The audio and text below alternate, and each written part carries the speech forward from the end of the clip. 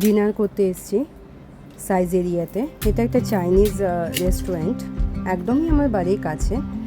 প্রায়ই আমরা এখানে আসি। আজ আমার ফ্যামিলির সব থেকে ছোটো মেম্বার অর্ডার দেবে বলে মেনু কার্ড দেখছে। আমাদের কাউকে মেনু কার্ড ধরতেই দিচ্ছে না। ওই আজকে অর্ডার করবে আর আমরা শুধু খাবো।